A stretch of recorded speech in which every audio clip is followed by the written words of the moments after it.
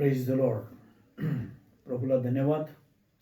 पुन्हा एक वाद सगळ्या सकाळच्या प्रहरी आकाश आणि पृथ्वीचा निर्माण करता परमेश्वर त्याच्या पवित्र चरणाजवळ बसून आपण आजच्या दिवसासाठी परमेश्वराकडून येणारा जो मानना आहे आपल्या आध्यात्मिक वाढीसाठी, उन्नतीसाठी आणि आपल्याला आशीर्वाद मिळावा यासाठी त्याच्याबरोबर सहभागिता करण्यासाठी आपण एकत्र जमलेला असताना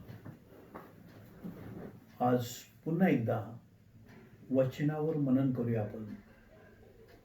अनेक वचन मी आपल्यासाठी वाचतो जो सगळ्यांना शास्त्रभाग परिचित आहे. स्तोत्र संहिता 23वा अध्याय याची सर्व वचनं, परंतु मी पहिल्या वचन वाचत असताना आपण लक्ष देऊया. परमेश्वर माझा मेंढपाळ आहे, मला काही उणे पडणार नाही. पवित्र शास्त्रामध्ये बऱ्याच वेळेला मेंढपाळ आणि मेंढरू, मेंढपाळ आणि मेंढरे याचा उल्लेख आलेला आहे. परंतु आज आपण त्याच्यातून बघूया की परमेश्वराला या संदर्भातून तुम्हाला आणि मला काय सांगायचं आहे. नीतिसूत्र 29वा अध्याय आणि 18वं वचन, त्यामध्ये असं म्हटलेलं आहे की ईश्वरी दृष्टांत न झाल्यास लोक अनावर होतात. जो धर्मशास्त्र पाळतो तो धन्य. इंग्लिशमध्ये खूप छान लिहिलेलं आहे ते. Without vision people are perished. आणि म्हणून आज या आपण कठीण अशा परिस्थितीमधून जात असताना आपण बऱ्याच वेळेला गोंधळून गेलेलो असतो. हा कोरोना व्हायरस, त्याच्यावर अजून लस आलेली नाही आणि कुठं जाता येत नाही, कोणाच्या घरी जाता येत नाही. परंतु देव हा सार्वभौमत्व देव आहे. देव हा ओमनी प्रेझेंट देव आहे. एकाच वेळेला तो सर्व ठिकाणी असतो. आणि म्हणून आपण आज त्या वचनातून मनन करत असताना काळजीपूर्वक आपण याच्याकडे लक्ष देऊया. तुमचं शास्त्र उघडून त्यामध्ये बघू शकता तुम्ही. परमेश्वर माझा मेंढपाळ आहे, मला काही उणे पडणार नाही. प्रियानो, मी 3 कॅरेक्टर आज आपल्या समोर घेणार आहे. नंबर 1, मोशे. निर्गम याच्या पुस्तकामध्ये 3ऱ्या अध्यायामध्ये आपण बघूया. निर्गम याचा 3रा अध्याय, पहिली काही वचनं आपण बघू. यामध्ये हेडिंग त्याचा असा आहे, मोशेला झालेले पाचारण. याचा अर्थ मोशेला देवाने त्याच्यासाठी बोलावलेला आहे. आणि का बोलवलेलं आहे? कारण देव त्याच्या लोकांवर जे प्रेम करतो ते त्यांना समजावून सांगण्यासाठी, त्या प्रेमासाठी त्यानं मोशेची निवड केलेली आहे. आणि जो परमेश्वराचा दृष्टांत आहे तो दृष्टांत त्याच्या समोर तो शेअर करतो त्याच्या बरोबर. आणि त्याला त्याच्या मनातली गोष्ट तो मोशेला सांगत असतो. आपण बघूया या ठिकाणी. मोशे आपला सासरा मिद्यानी याजक इत्रो याची शेरडे मेंढरे चारित होता आणि तो आपला कळप रानाच्या पिछाडीस देवाचा डोंगर होरेब येथवर घेऊन गेला. तेव्हा परमेश्वराच्या दूताने एका झुडपातून अग्निज्वालेत त्यास दर्शन दिले. त्याने दृष्टी लावली, तो झुडूप अग्नीत जळत असून ते भस्म झाले नाही असे त्यास दिसले. तेव्हा मोशे म्हणाला, मी आता तिकडे जाऊन हा काय चमत्कार आहे, ते झुडूप का भस्म होत नाही ते पाहतो. ते पाहण्यास मोशे तिकडे वळला. असे परमेश्वराने पाहिले आणि झुडपातून देवाने त्यास हाक मारून म्हटले, मोशे मोशे. तेव्हा तो म्हणाला, काय आज्ञा? देव त्यास म्हणाला, इकडे जवळ येऊ नको, तू आपल्या पायातले जोडे काढ. कारण ज्या जागी तू उभा आहेस ती भूमी पवित्र आहे. आत्ताच मी सांगितलं की दृष्टांताशिवाय लोकांचा नाश होतो आणि परमेश्वराचा दृष्टांत तो मोशेला सांगण्याचा प्रयत्न करतो. या ठिकाणी मोशे आपल्या सासऱ्यांची शेरडे मेंढरे घेऊन तो राखत होता होरेब नावाच्या डोंगरावर.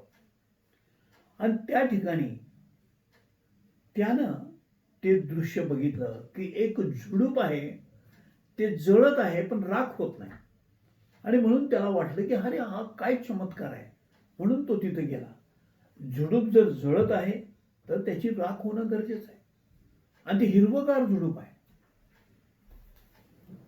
ह्याच्यातून मोशेला ते दर्शन झालं.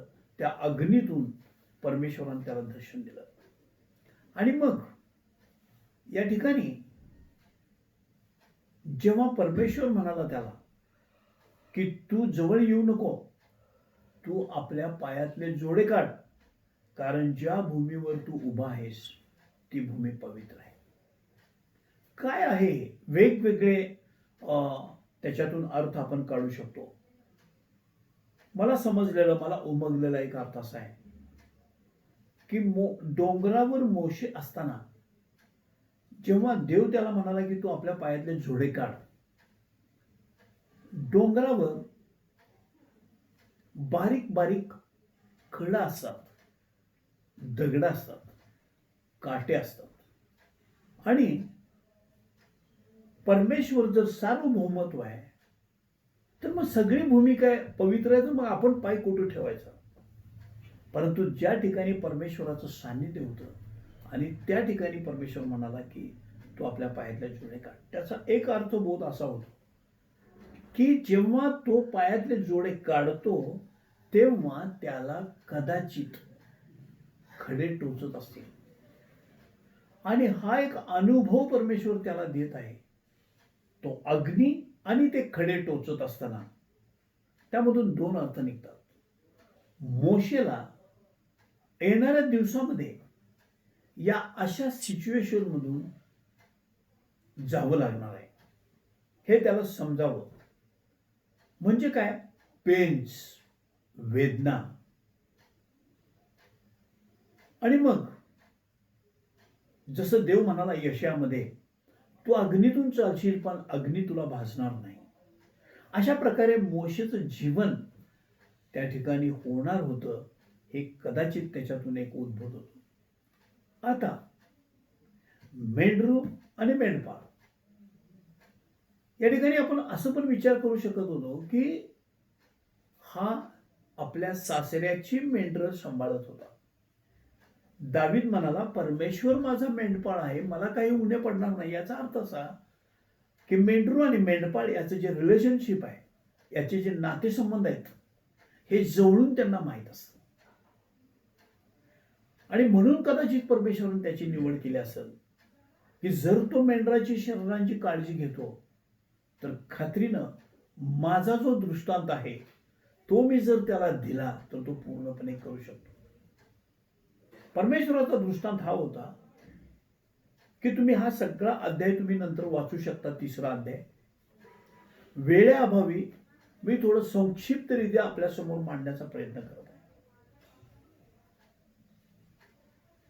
की परमेश्वराच्या मनामध्ये जो दृष्टांत होता तो मोशेच्या मनामध्ये घातला त्यानं. आणि तो दृष्टांत काय होता, त्याचे लोक मिस्र देशामध्ये दुःख भोगीत होते, यातना भोगीत होते, आक्रोश करत होते. आणि तो देवापर्यंत गेला आणि त्यांना सोडवण्यासाठी देवानं मोशेची निवड केली. जो दृष्टांत परमेश्वराला होता तोही दृष्टांत त्याला असण्याची आवश्यकता होती. मेंढरांबद्दल जो कळवळा होता मोशेमध्ये, तसं परमेश्वराचा कळवळा त्या माणसांच्या बरोबर होता, त्याच्या लोकांच्या बद्दल होता. तोच कळवळा मोशेमध्ये असण्याची आवश्यकता होती. आणि मग बऱ्याच गोष्टी त्यामध्ये इन्व्हॉल्व आहेत. आता ऑनलाईन मधून मी मेसेज देत असताना काही ठोकळ गोष्टी मी तुम्हाला सांगण्याचा प्रयत्न करत आहे. अन्यथा जेव्हा लॉकडाऊन उठेल त्याचे डिटेल्समध्ये आपण बघू शकतो, चर्च जेव्हा चालू होईल. तर या ठिकाणी मोशेला देवाने सांगितलेली जी कामगिरी आहे ती करण्यासाठी मोशे थोडासा घाबरलेला होता. कारण त्याला माहित होतं की हे देवाचे लोक जरी असले, हे इस्रायली लोक जरी असले, तरी सुद्धा त्यांच्याबरोबर फेस करायचं ते अवघड होतं. आणि दुसरी गोष्ट, ते एका राजाच्या कब्जामध्ये लोक होते, एक गुलाम म्हणून होते, दास म्हणून होते. आणि तो राजा सुद्धा क्रुकेड माइंड होता, कठोर होता, आणि त्याच्याबरोबर सुद्धा फेस करायचं. मोशेने कारणं दिलीत देवाला, परंतु देव देव आहे. मी तुझ्या बरोबर आहे हा विश्वास त्या मोशेमध्ये त्यानं घातला. आणि आपण बघितलं की मोशेने या ठिकाणी एक वचन वाचतो मी तुमच्यासाठी.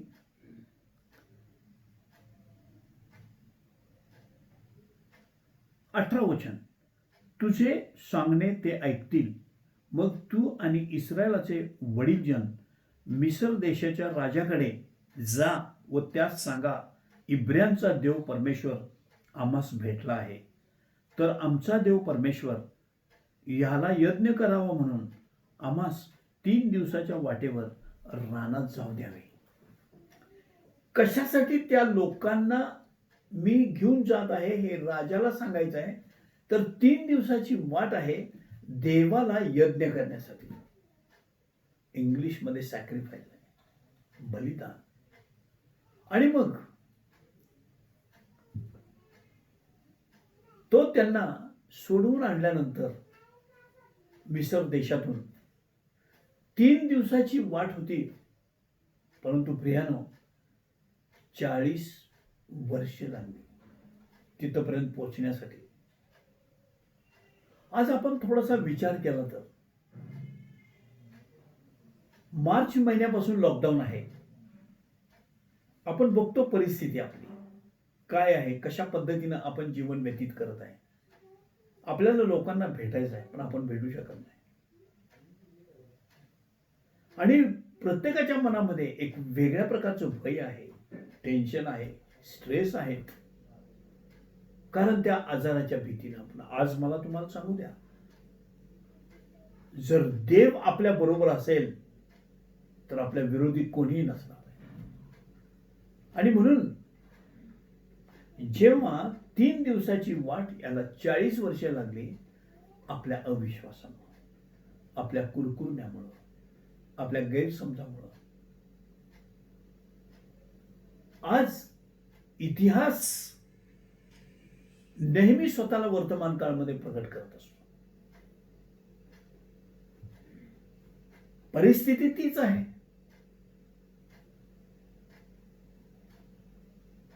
परंतु टाइम बदललेला आहे. आणि म्हणून आपण घाबरून गोंधळून जाऊ नये. म्हणून जो मोशेचा देव होता तोच तुमचा आणि माझा देव आहे. आज कदाचित आपला आक्रोश, आपल्या यातना, आपले पेन्स, वेदना, हे सगळे आपण परमेश्वराला सांगू. परमेश्वर तो युगानुयुग सारखाच आहे, तो न बदलणार आहे. तो आमच्यावरही करुणा वाकेल, आमच्यावरही दया करेल, आणि आम्हाला ह्या पेच प्रसंगातून तो मोकळ करेल. ज्याप्रमाणे मोशेच्या द्वारे मिस्र देशातून देवानं त्याच्या लोकांना सोडवणूक केली, त्यावेळेला 40 वर्ष लागली. तर आपण त्याच्यातून एक गोष्ट शिकायची आहे की त्यांनी जी चूक केली ती आपण करू नये. पहिले कोरिन्थपत्र 10 अध्याय त्याच्यामध्ये नमूद आहे, त्यांनी जे केलं ते आपण करू नये असा तो संदर्भ आहे.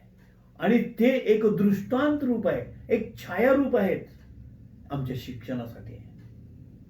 आणि म्हणून या शास्त्र भागातून आपण एक गोष्ट शिकू. नंतर आपण बघितलं 2 शमूएल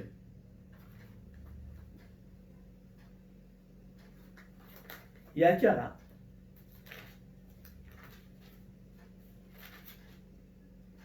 7व्या अध्यायामध्ये, तोही अध्याय तुम्ही पूर्णपणे वाचू शकता. आणि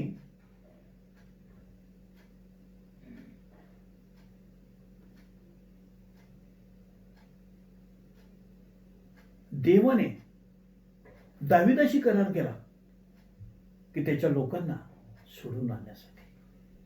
आणि दाविदानं फार सुंदर देवानं सांगितलेली कामगिरी प्रामाणिकपणे करून तो त्याच्या बाजूने उभा राहिला.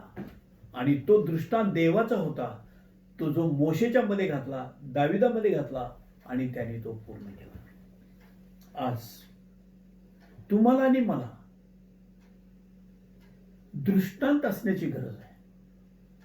जसे इंग्लिशमध्ये म्हटलेलं आहे, where there is no vision people are perish. दृष्टांताशिवाय लोकांचा नाश होतो. इथं असं म्हटलेलं नाही की पैसा नसला तर आमचा नाश होतो. आपल्याला दृष्टांत असणं गरजेचं आहे.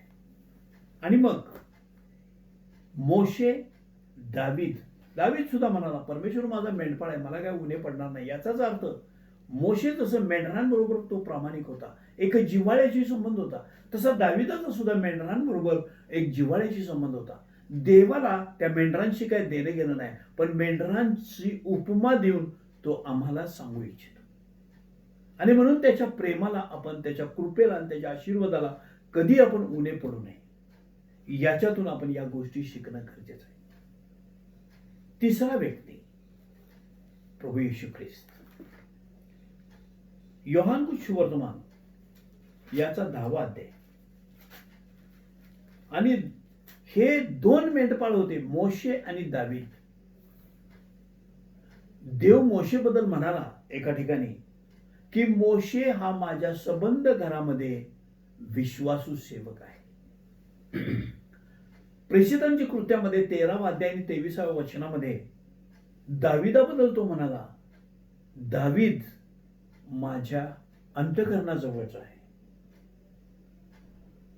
कारण यामध्ये जसं दाविदाचं मेंढरांच्या बरोबर जे संबंध होते, मेंढपाळ कसा असावा हे दाविदाने एक उदाहरण घालून दिलं.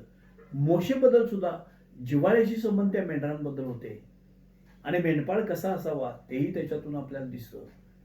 मोशे देवाच्या घरात विश्वसनीय होता. दाविदाबद्दल देव म्हणाला की तो माझ्या अंतःकरणाजवळच होता.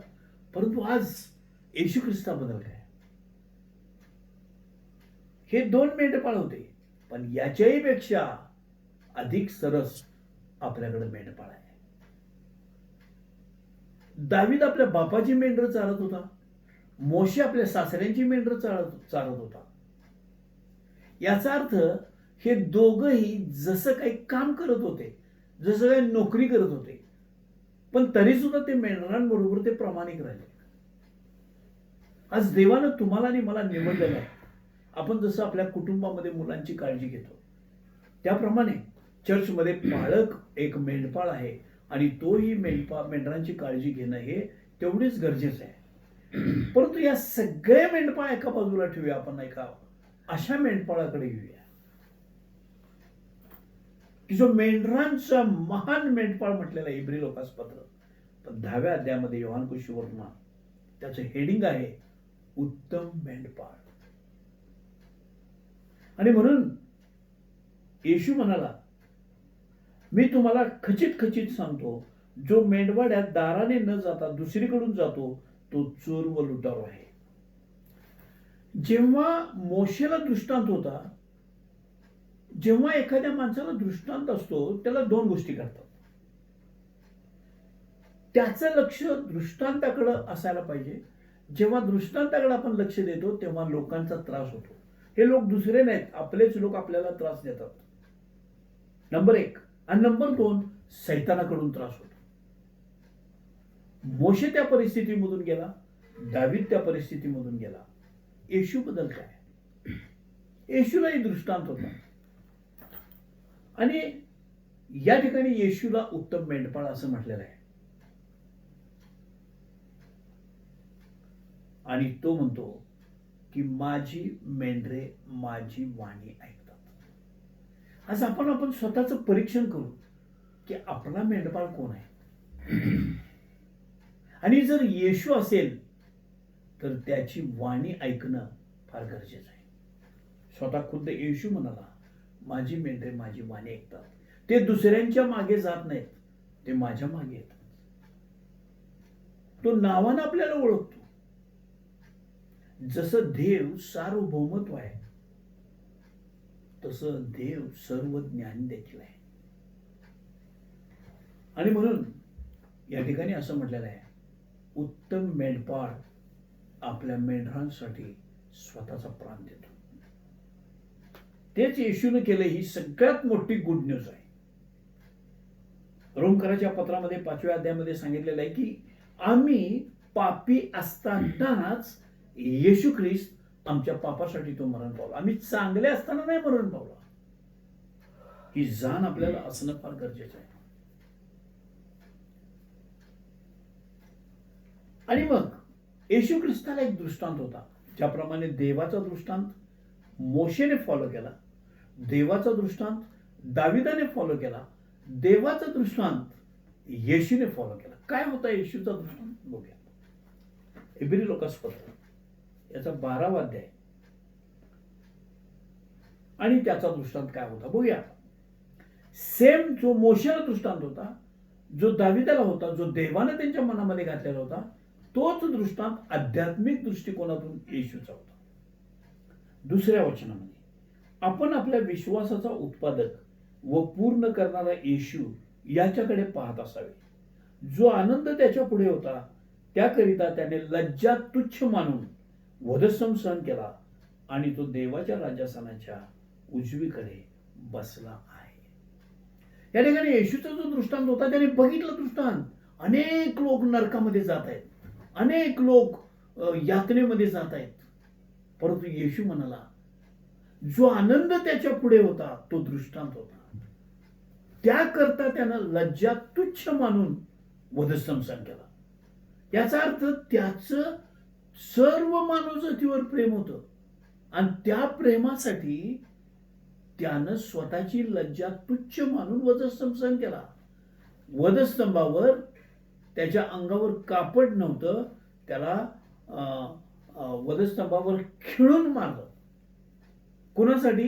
त्याच्याकडे एक दृष्टांत होता. आणि म्हणून दृष्टांत असल्यानंतर ज्या 2 गोष्टी होत्या त्याही त्याच्याकडे होत्या. ते म्हणजे स्वतःच्या लोकांनी त्याला त्रास दिला आणि सैतानानं सुद्धा त्याची चिरफाड केली. आज तुमच्यासाठी आणि माझ्यासाठी पुन्हा एकदा एक गुड न्यूज. 3ऱ्या वचनामध्ये तो काय म्हणतो बघूया.